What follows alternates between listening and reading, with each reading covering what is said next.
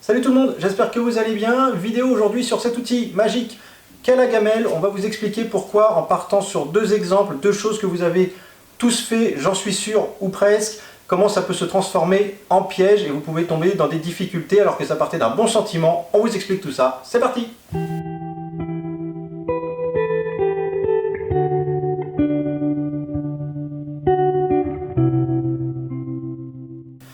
La première chose, vous l'avez tous fait, vu, lu ou entendu en tout cas, le fameux « mon chiot vient d'arriver à la maison, je lui donne la gamelle pour la première fois et je vais répéter sur X temps, je mets la main dans la gamelle, je prends les croquettes, je trifouille, je prends les dents, etc. » Enfin en gros, je l'embête pendant qu'il mange.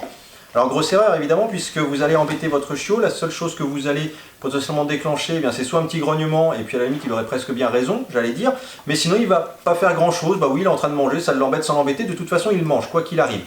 Donc ce qu'il y a derrière comme principe, c'est surtout d'avoir le contrôle de la nourriture sur le chien, c'est-à-dire que si vous posez la gamelle et que le chien se jette dessus, vous arrache la main pour prendre la gamelle, vous avez déjà un problème, ça sert à rien d'aller trifouiller. Si vous la posez et que vous la retirez, ça c'est un petit peu plus intelligent, et que le chien ne vous saute pas dessus, qu'il attend que vous reposiez la gamelle, bah vous avez gagné.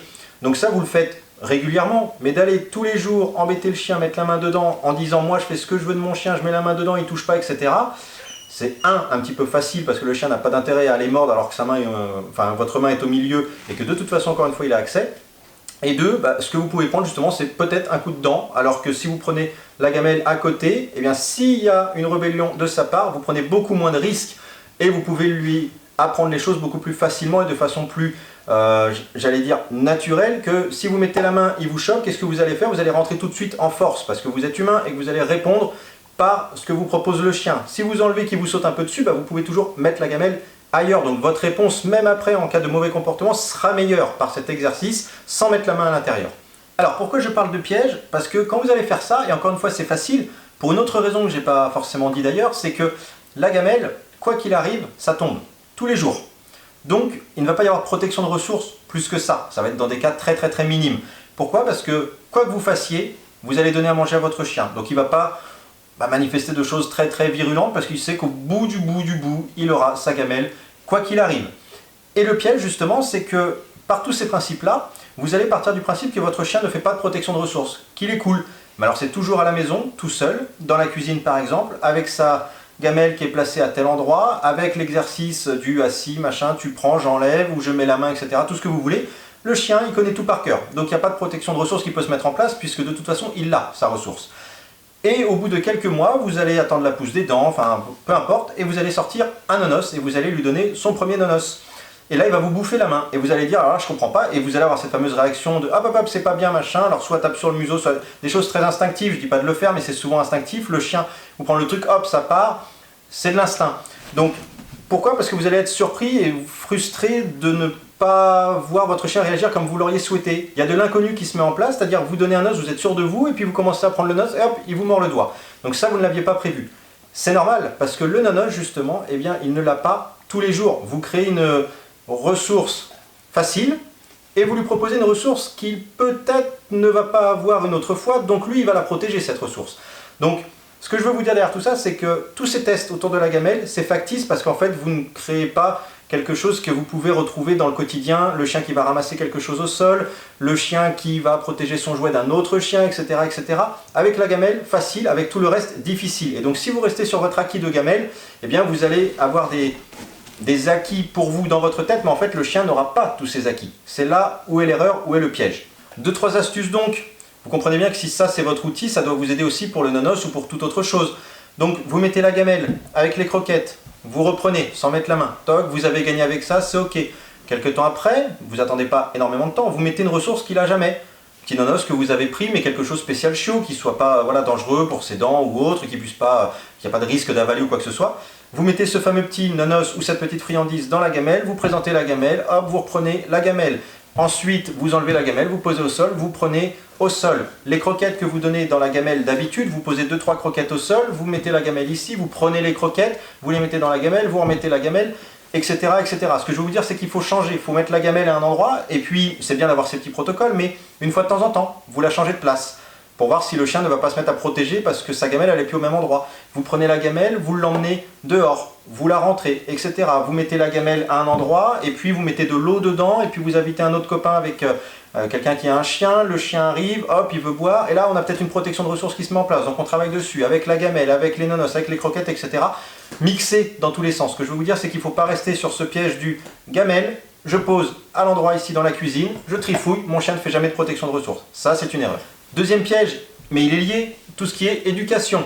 Évidemment, parce que vous l'avez vu partout, pour apprendre au chien à faire quelque chose, on va se servir de la gamelle. Et c'est une bonne idée au départ, effectivement, puisque j'ai une ressource, le chien va vouloir la ressource, et donc je peux apprendre quelque chose à mon chien grâce à ça. Donc je prends la gamelle, assis, parfait, tu prends, très très bien.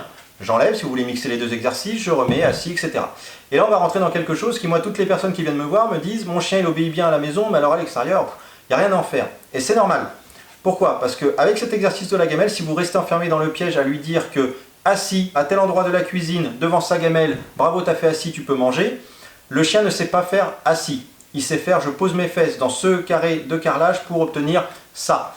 Zéro relation avec le maître, parce que finalement, ce qu'il obtient, ce n'est pas une obéissance de votre part, c'est une obéissance à la gamelle. C'est la gamelle qui le fait asseoir pour manger.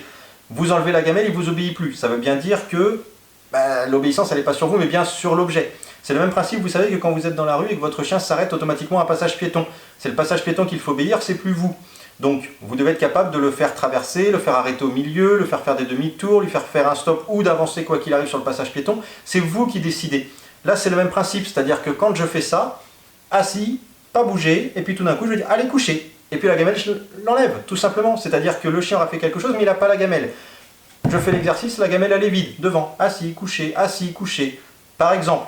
Et puis après, vous pouvez faire, allez, assis, vous partez dans une autre pièce, vous revenez, vous enlevez la gamelle, couché, très bien, je change de pièce, je demande au chien de revenir me voir, je vais poser la gamelle, je demande au chien de revenir à nouveau me voir, etc. Pour que ce ne soit pas cet objet qui commande le chien et toujours au même endroit. Quand je vous disais changer l'endroit de temps en temps, gardez vos habitudes, mais une fois, je dis une bêtise, dans la semaine, vous mettez la gamelle, allez, 2 mètres à côté, pour que le chien s'habitue à faire son assis qui n'est pas toujours au même endroit. Et donc pareil, essayez d'être créatif, prenez votre gamelle, allez dehors, vous posez la gamelle à un endroit, vous faites des exercices, etc. Et puis le assis, si ça vous aide à avoir le assis, bah, allez assis, boum, et 2 secondes après, assis, oui. Et là, vous aurez votre assis qui se déconditionne. La gamelle vous aura aidé un petit peu, mais vous aurez emmené la gamelle à l'extérieur. Par exemple, vous voulez créer, j'allais dire de la difficulté, et bien c'est pareil, faites votre assis avec la gamelle, pas toucher.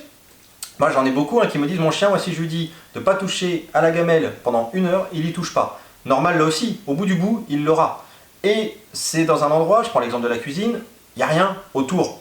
Par contre, la même chose avec un chien qui passerait pas loin, à l'extérieur, avec un nonos et plus la croquette, pas sûr que le chien ne touche pas à son nonos, vous voyez. Donc c'est des gens qui vont se persuader, j'ai des gens au sens large, vous en faites partie, j'en fais des fois partie aussi sur certaines choses, on se persuade de quelque chose, mais on n'a pas poussé au bout du bout notre logique éducative. Et en fait, le chien, dans un autre contexte, il obéit plus du tout, ou il aurait un comportement complètement différent. D'où cette notion que je veux vous intégrer aujourd'hui de piège. Si vous restez dans votre assis, pas touché devant la gamelle, et je mets la main dedans, mon chien obéit, mon chien n'est pas en protection de ressources, j'ai tout gagné.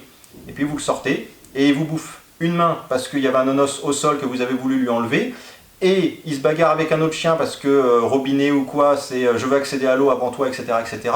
Et vous demandez un assis alors qu'un chien arrive et il ne vous fait plus le assis, etc., etc. Donc mixez votre difficulté. Un exemple aussi au passage, c'est que quand vous donnez à manger au chien, faites sonner, si vous avez une sonnette, vous mettez la petite sonnette et puis vous lui dites de ne pas bouger. Tu manges, tu t'arrêtes de manger, vous faites du bruit, vous ouvrez une porte, etc. pour voir si le chien vous suit dehors ou pas. Si votre pas bouger il est si efficace que ça, vous enlevez la gamelle, vous sortez dehors avec la gamelle et vous lui dites de ne pas bouger à l'endroit où il était au départ.